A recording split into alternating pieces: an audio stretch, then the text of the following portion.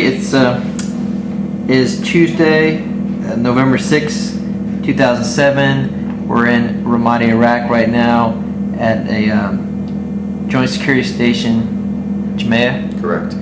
And we're here with Sergeant Humphrey. Sir, would you please give us your name, middle initial, last name, and spell it for us, please? Brandon R. Humphrey, Humphrey. Okay. And could you give us your unit designation up to division, please? I'm in 1st Platoon, Lima Company, 3rd Battalion, 7th Marines, 1st Marine Division. And you're part of an augmentation team. What augmentation is that? We're currently designated Augmentation Team 2. Okay. And what time periods are we covering in this? I know I was supposed to give that, but deployment. Yes. I've been on the deck here since April 28th, 2007. I'll be leaving sometime in November 2007. Which just like a few weeks from now. Correct. Okay. All right. And I know there's something. Oh yes, and the interviewer's name is Douglas Halapaska, and I believe that's it for introductions. Right now, what we're doing is we're covering the last or the fourth Operation Iraqi Freedom (OIF) for the battalion. 3-7 has been on 4 deployments to Iraq, and this is the of course the 4th one. Sir, would you please I guess you're an augmentation team leader, and I understand that you're a sergeant. However, you were penned a lieutenant. We kind of explain how that happened and why it happened. Why is it relevant for you to be a penned lieutenant here at this security station and not just a sergeant? It's extremely important, mainly for cultural reasons. Historically speaking, the Iraqi officer-enlisted relationship is much different than we're used to in the Marine Corps. They do not empower their enlisted very much. You're either an officer or you're just a regular soldier. They have very little like NCO, staff NCO system like the Marine Corps has.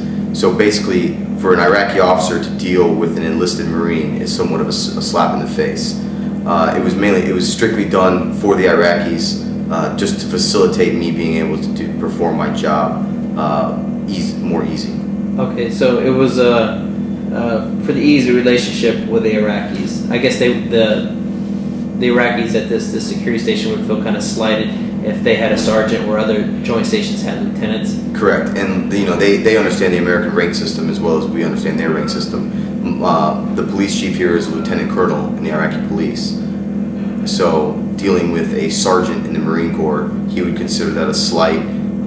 Getting things done on a daily basis would just be much more difficult for us here. Okay, and I mean I see you're not wearing your rank now, but you were wearing was it 2nd Lieutenant bars or 1st Lieutenant bars actually? Okay, I understand there was a story where you were actually with 2nd Lieutenant bars. That's the lowest form of an officer, and apparently the Iraqis realized that you should have been promoted to 1st Lieutenant, and were wondering why you hadn't. Correct. Could you tell us how something about that? The initial station chief here, he's a career Iraqi Army. He understood the American military system very well.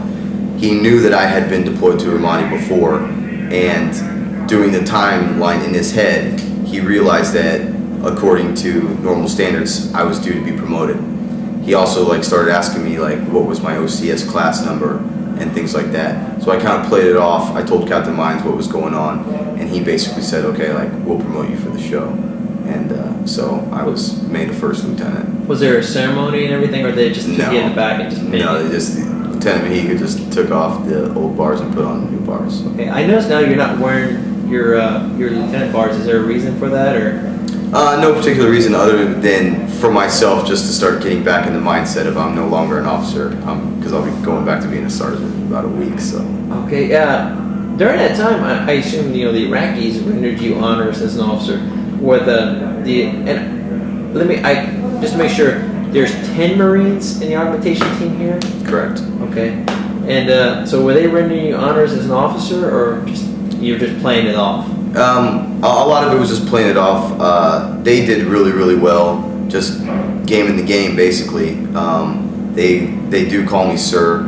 I don't force that upon them. They're not yes or no sir to everything. But in front of the Iraqis, they do give me the respect. They obviously don't horse around with me as much as if I was a sergeant. So they've done really well. Okay. How long? When were you first pinned? Is that what they're calling it? Yeah. Yeah, it's not. Yeah, I wasn't frocked or anything like that. This is not a traditional Marine Corps. Absolutely not. Okay. And this is by no means any kind of official thing. But it does go down your fitness report. That's your evaluation of a sergeant that has been going down. I think it'll say something like served in the billet of a lieutenant. Okay. Okay. But I was Lieutenant Mahiga put the Lieutenant Bars on me when I arrived, when we were departing Camp Ramadi to come into zone. Okay. So as soon as you got pretty much into Iraq, they did that. Correct. Oh, we didn't discuss this earlier, but I understand that the augmentation teams are structured kind of around a battalion S shop. Yes. Is that could you explain that to us and why it's set up that way? It's set up that way in order to facilitate the cooperation between the Marines and the Iraqis, and also just to help with the tasking. If I was to pull everything on myself, nothing would ever get accomplished. Just there's not enough hours in the day. So we designate, an administrative guy, an intel guy, an operations guy, and a logistics guy. We've seen through this deployment just how important it is that the Marines, the enlisted Marines who perform those functions, are locked on. Even something that seems simple as logistics, when your company is spread out like this across a huge battalion-size AO, logistics and supporting Marines and IPs can become a nightmare.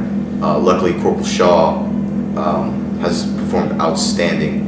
He's actually meritorious corporal this deployment because of his work here.